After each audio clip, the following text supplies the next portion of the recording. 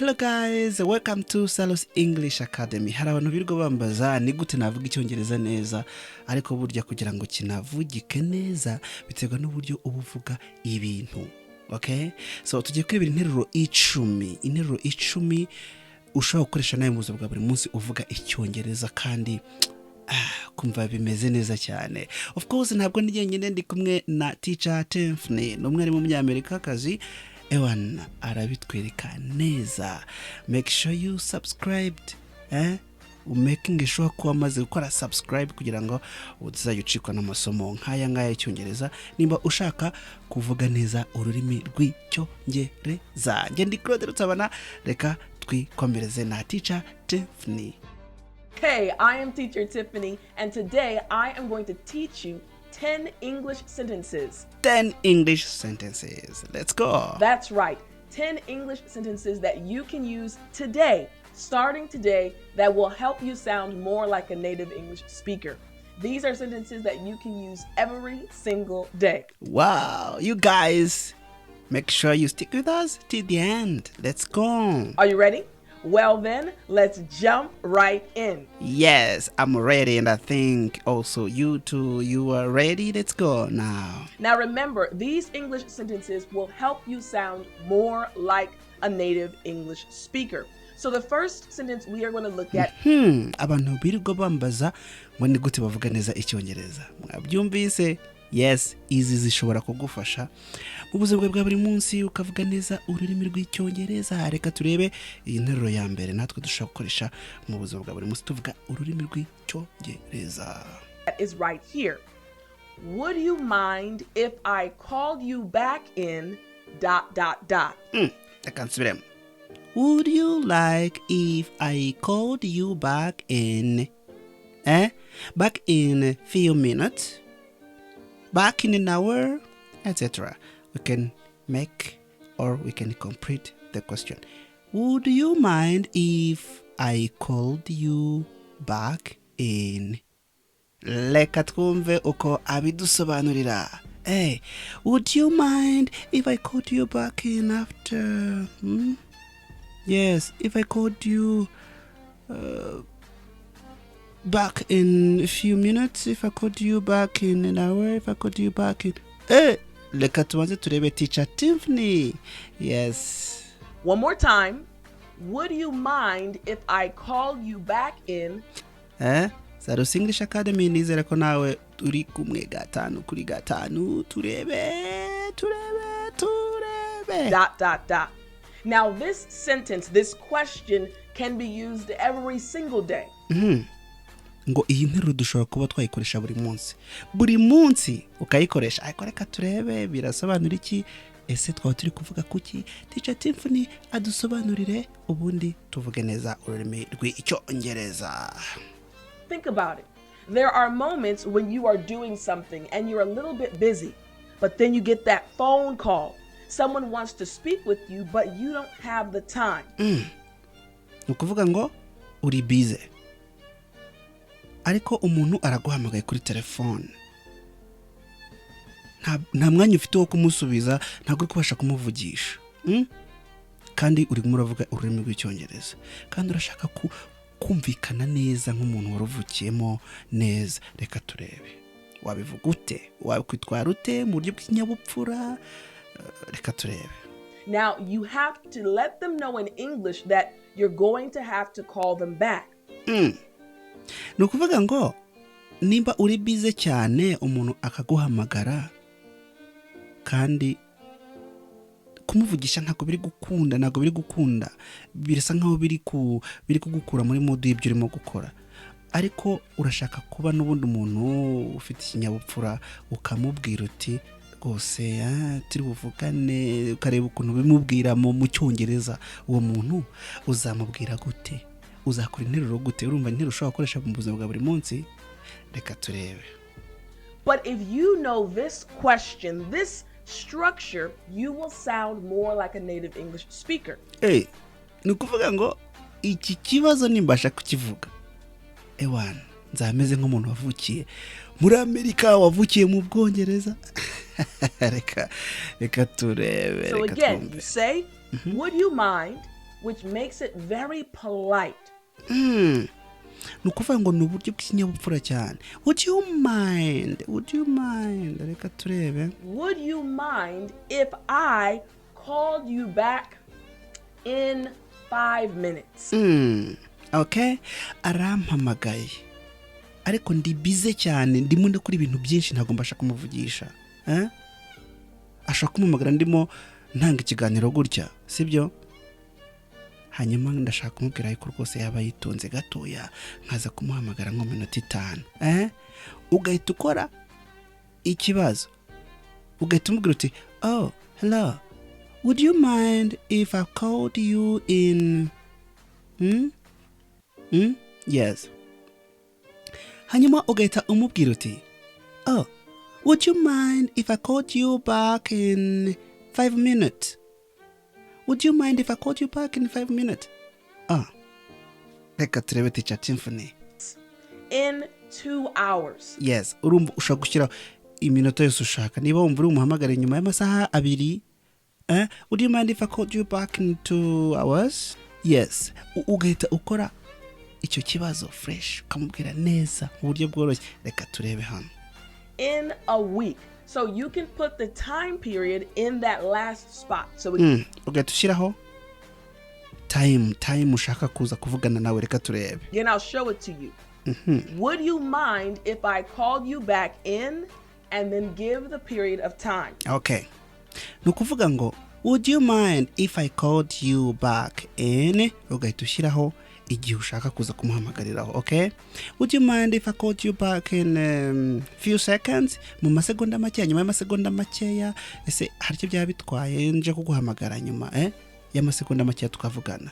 Nje guhamagara nyuma y'iminota 10. Would you mind if I called you back in 10 minutes? Yes. Ese twaza kuvugana nyuma y'iminota 10? Yes, urumva uburyo ki hari mu kinyabupfura, ntabwo wamusuzuguye itavuga ati, oh yes, I'm sorry to interrupt you. Okay, I'm sorry. Okay, good. Uburyo bwiza kandi urumva ko n'umuntu wavukiye mu rurimi rw'Icyongereza, umwongereza, umunyamerika, abantu bose bavuga neza, bazahita bakumva. Ikibazo, let's go. This can be used every single day. And again, it's a question that we as native English speakers use every single day. Yes, urumva yuko abakoresha ururimi rw'Icyongereza kavukire barakoresha cyane kiriya kibazo cyane. Would you mind if I called you back in 2 hours? Okay? Ako ndakamenya. Ubutaha umuntu ampamagara nanjye ndi busy. Urumva? Numpamagara ndi busy nzahita nkubwira nti, would you mind if I called you back in 5 minutes? Okay, tumbwira uti, okay, it's fine, it's okay. Ni sawa, nta kibazo, murakoze. Yeah, uburyo bwiza. Reka twikomereze na Teacher Symphony. Now let's look at the second one. Here's the second one you can use every day. Yes, muri tayari? Let's go. I'm not quite sure I caught what you said. I'm not quite sure I caught what you said. Would you mind repeating it one more time? Okay. Let's go on. Dukomeze. Again, I'm not quite sure I caught what you said. I'm not sure I caught what you said. I'm not sure I caught what you said. Would you mind repeating it one more time? Okay, guys. Let's go. Let's go. Teacher Symphony. Teacher Symphony uyu munsi aratwigisha kabisa. Now, this is a 2-part one. Let me explain this part. Yes. Agiye kudusobanurira. Turebe. I'm not quite sure I caught what you said. This literally just means I'm not sure I understood what you said. Ni ukuvuga ngo umuntu yakubwiye ibintu ariko uracyashidikanya. Urashaka ko yasubiramo, ukarushaho kubyumva neza kugira ngo ataza kuba kwibeshya. hanyuma ukavuga uti se ndabivuga gute nk'aba ubundi abantu bakoresha ururimi rw'icyongereza mu buzima busanzwe babivuga bate. Okay, nibyo teacher Temfu nagiye kutubwira. Reka turebe noneho icyo gihe ukuntu uzahita ubivuga neza cyane. But saying I caught what you said makes you sound more natural. I caught what you said. Think about it like this. When you catch a ball, right? It's a similar thing that happens when you listen to someone and then you understand what they said. It's like your brain caught the information. Nigiye wumvise ibintu yakubwiye none ushaka I caught what you said. I caught what you said. Let's go. So you can say at the very beginning, I'm not quite sure I caught what you said. I'm not quite sure I caught what you said. Ni ukuvuga ngo ntabwo nizeye neza ko numvise neza. Nshobora kuba ntumvise neza ikintu mwavuze. Nshobora kuba numvise neza ikintu muvuze. Icyo mwavuze nshobora kuba ntabyumvise neza. Hanyuma the next you will say, would you mind repeating it one more time? Yes, kugira ngo mwumvishe ko ntabwo mwumvise neza ikintu yavuze. I'm not quite sure I caught what you said. I'm not quite sure I caught what you said. I'm not quite sure I caught what you said. Okay? Yeah, urabibona. I'm not quite sure I caught what you said. Ugakurikizaho iki? Then ugahita umusaba mu buryo bw'ikinyabupfura nyine nk'uko abantu bazi neza ururimi rw'icyongereza babikora. Would you mind repeating it one more time? Would you mind repeating it one more time? Teacher Tiffany arakomeza. Would you mind repeating it one more time? Again, I'll say the full thing again. I'm not quite sure I caught what you said. Yeah, I'm not quite sure I caught what you said. I'm not quite sure I caught what you said. Would you mind repeating it one more time? Would you mind repeating it one more time? Yes. Ewana. Nanjye nuba mise nkamenya. Yes. Ndizera ko nawe ubyumvise. Would you mind repeating it one more time? Urabona umuntu akubwiye ibintu, umuntu yubashye, uramwubashye nawe urashaka kumubwira neza nk'umuntu uzi Icyongereza. Ariko ibintu avuze wumvisemo igice, harimo ibitekerezo utumvise, urashaka kuyasubiramo. Oh, excuse me. I'm not quite sure I caught what you said. Would you mind repeating it one more time? Ugahita umusaba. Would you mind repeating it one more time? Good. Teacher Tiffany. Once again, you're seeing this would you ... When you add this to a question, it sounds much more polite. So as an English learner, yes, much more polite. Ni ukuvuga ngo iburyo kabisa burimo ikinyabupfura. Ya burimo ikinyabupfura ugasaba umuntu se mwansobereramo ibyo mwari muvuze aho ngaho. Yeah, would you mind repeating one more time? Okay. You're going to hear many different things, and sometimes you will not understand what a native English speaker is saying. In those moments, you can use this. I'm not quite sure I caught what you said. Would you mind repeating it one more time? Yes. I'm not quite sure I caught what you said. Would you mind repeating it one more time? I am not quite sure I caught what you said. Would you mind repeating it one more time? Okay, tumusaba gutyo. Okay. English Academy. Salus English Academy. Let's go on. Teacher Tiffany teaching us. Trust me, the native English speaker is going to be so impressed with your English skills and with the way you use this combination of two sentences because you will sound so natural. Yes, abantu bigo bambaza ngo ni gute navuga neza ururimi rw'icyongereza. Urabona yuko pronunciation cyangwa uburyo upronounce, uburyo uvuga gusa ntabwo bihagije, ahubwo n'uburyo kinyine ukora interuro. Yeah, butuma umuntu yumva ko neza uvuga neza ururimi rw'icyongereza uruzi. Okay? Good. ukoze ikibazo nk'iki ngiki umuntu akubwiye ibintu ntubyumve, it sounds so good. Biba ari byiza cyane. Twikomereze Teacher Tiffany. All right? So remember, use this sentence and question combination, all right? Every single day. Okay, thank you, Tiffany. Let's go. Here we go. The next one, number 3, is right here. Thank you for asking, but I am going to have to pass at this time. Now you see, thank you for asking, but I am going to have to pass at this time. Ibi bishatse kuvuga iki? Nawe banza usome, thank you for asking, but I'm going to have to pass at this time. Reka twumve adusobanurire Teacher Tiffany. Salus English Academy. Again, thank you for asking, but I'm going to have to pass at this time. Thank you for asking, but I am going to have to pass at this time. I am going to have to pass at this time. Again, thank you for asking, but I'm going to have to pass at this time. Thank you for asking, but I'm going to have to pass at this time. Nawe subiramo. Thank you for asking, but I'm going to have to pass at this time. Ni ryari nzavuga ngo thank you for asking, but I'm going to have to pass at this time. Teacher Tiffany, ni ryari nzakoresha iyo nteruro? Let's go. Thank you for asking. I'm being polite and saying, wow, I really appreciate the request.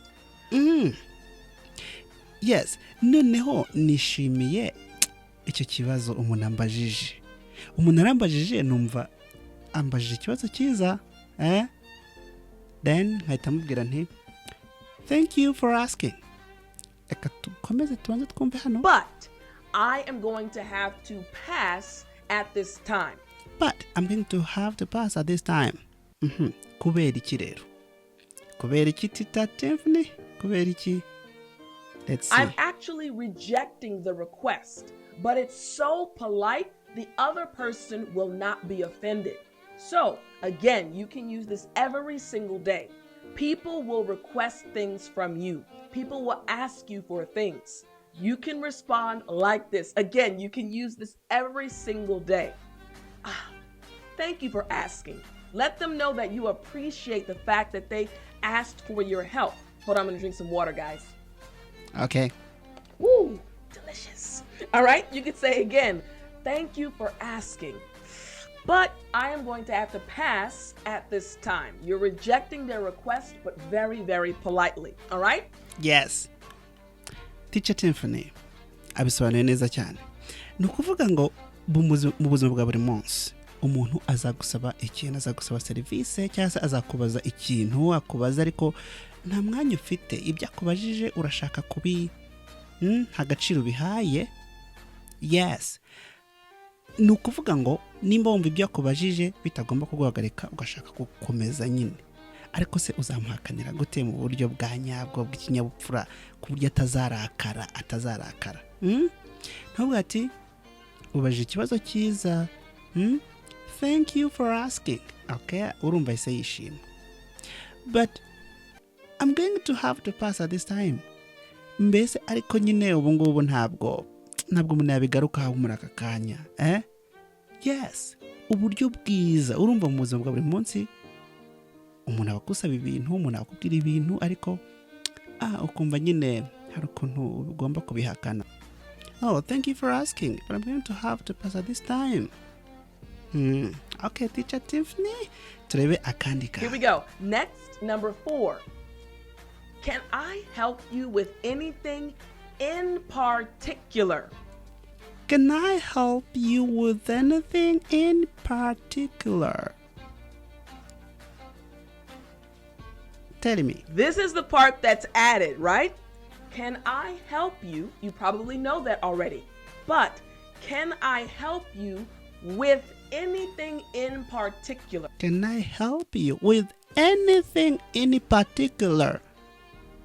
Gerageza nawe usubiremo. Can I help you with anything in particular? Reka twumve teacher Tiffany. This question is getting very specific. Hey, I really want to help you, but is there anything specifically that you need my help with? This is a great question and you can use it every single day. Okay.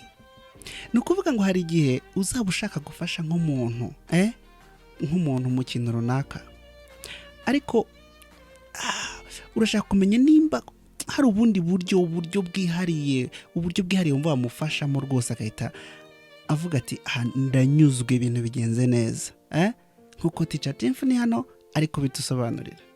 Uzabivuga ute? Ni gute uzakora interuro nk'umuntu nyine uzi Icyongereza, nk'umuntu uvuga neza ururimi rw'Icyongereza? Ni gute teacher Tiffany? Maybe you are studying with a partner, you're studying English, and you recognize that your partner is having a hard time. You can say, hey, can I help you with anything in particular? Your partner will then respond with, yes, I'm having trouble, for example, making long sentences in English. Yes. Ni urugero teacher Tiffany ari gutanga. Urigana na mugenzi wawe. Wowe ibintu urumva wabimenya, ariko we urabona aracyasa nkaho afite utubazo.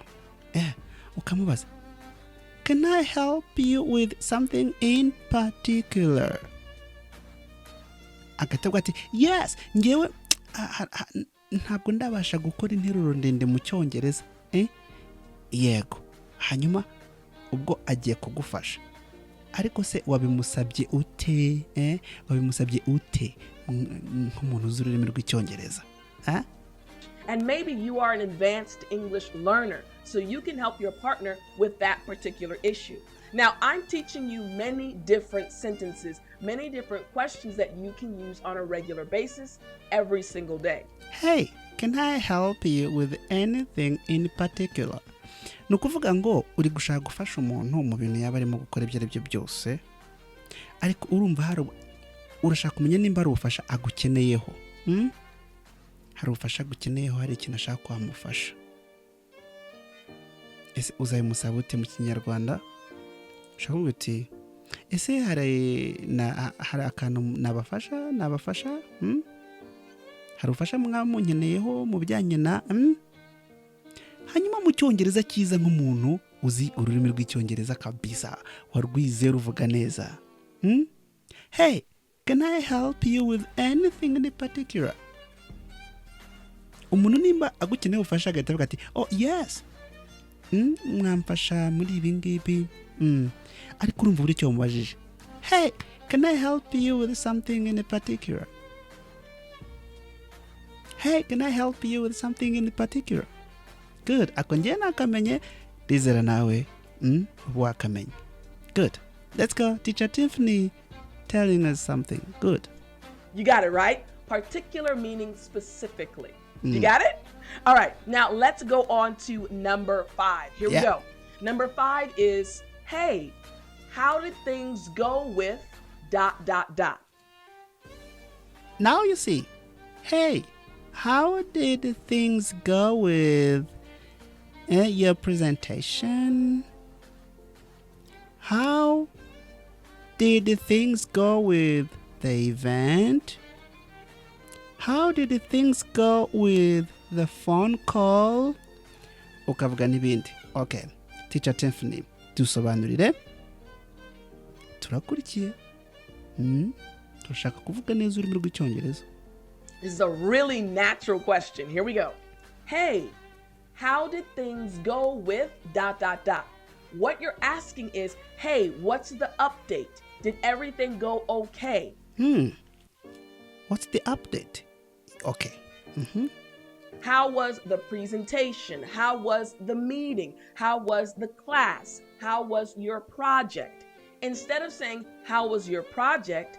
Another natural way of asking about the project is to say, hey, how did things go with the project? So How did the things go with the project? How did the things go with the project? Good. Ndashaka kumenya neza iby'uwo mushinga ukuntu biri kugenda mu buryo buri nkuko umuntu uzi ururimi yabivuga. How did things go with the project? How did things go with the project? Aho kubaza gusa ati how's the project? Teacher Tiffany? So again, this is a pattern, a sentence, a question that you can use every single day. Yes. Ni ikibazo ushobora gukoresha mu buzima bwawe bwa buri munsi ukavuga neza ururimi rw'icyongereza. Inshuti yawe hari umushinga ifite muwuziranyeho ariko arimo arawukorera ahantu wowe ntabwo uherutse ibyawo ushaka kumenya ubu ngubu ushaka kumubaza ubu bimeze bite. How did the things go with the project?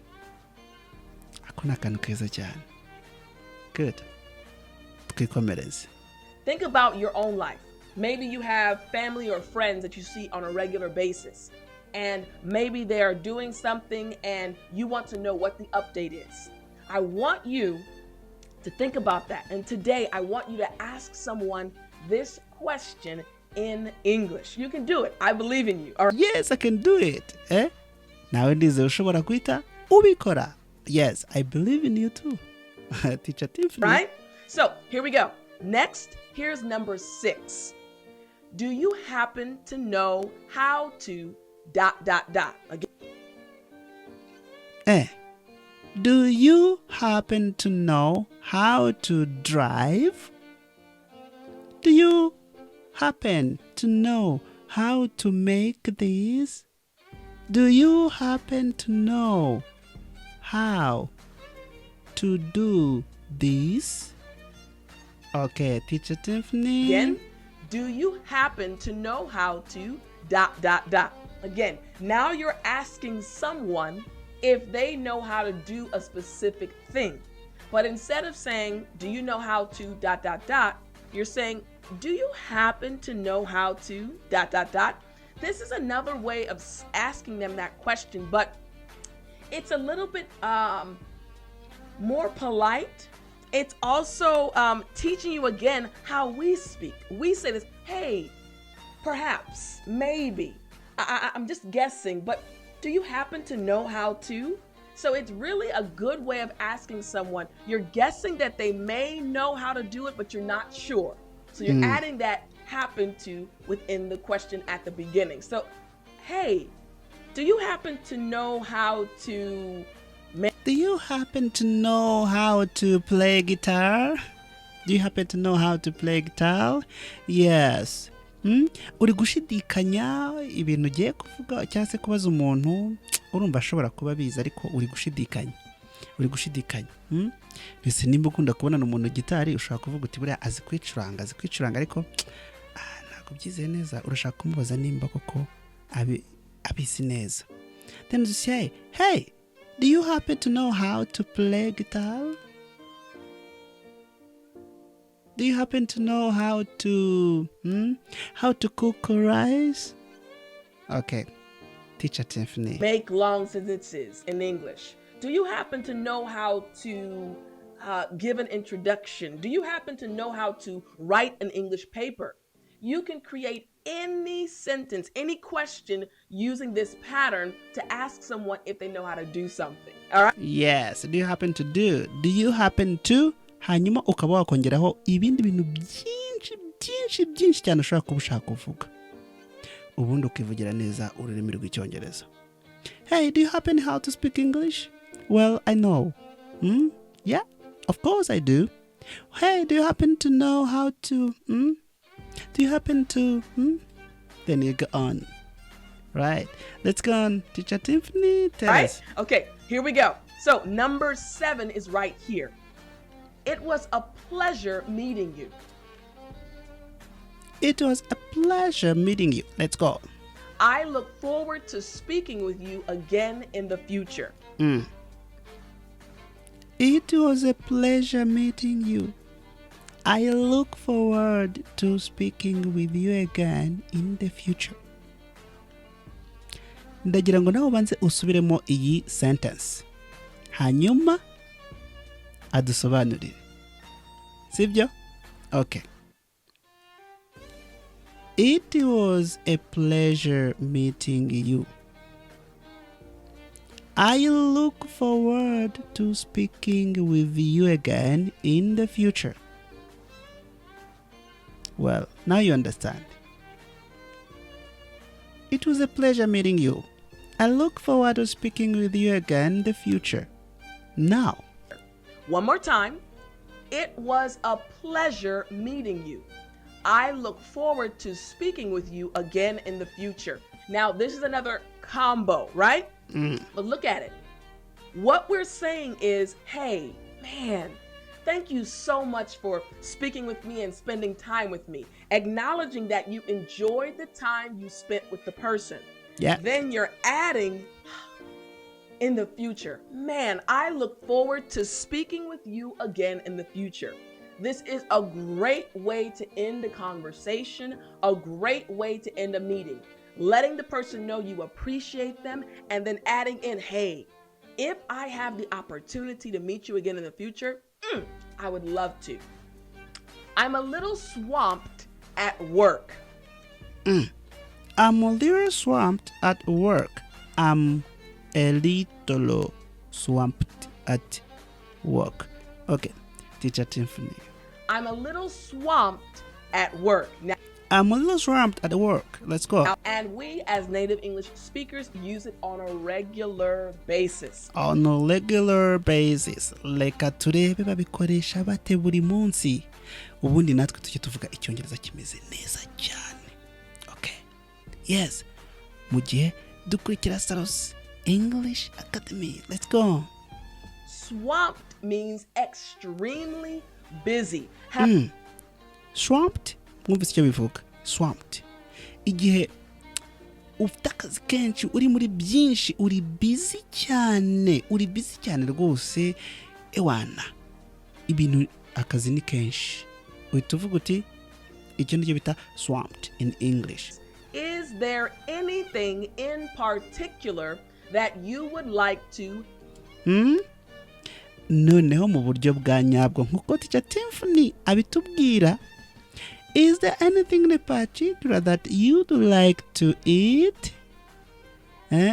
Mushaka kuvuga muti uyu munsi turarya ifi. Turarya ifi twasohotse. Ariko urashaka kumenya nimba ari akandi kantu k'umwihariko aza kurya. Uzamubaza ute rero? Hey, is there anything in particular that you'd like to eat? Ese hari akandi kantu, nta kandi kantu uza kurya? Is there anything in particular that you'd like to eat? Okay, guys, hope you've enjoyed the lesson of today. Make sure you subscribe on Salos English Academy. Bye for now.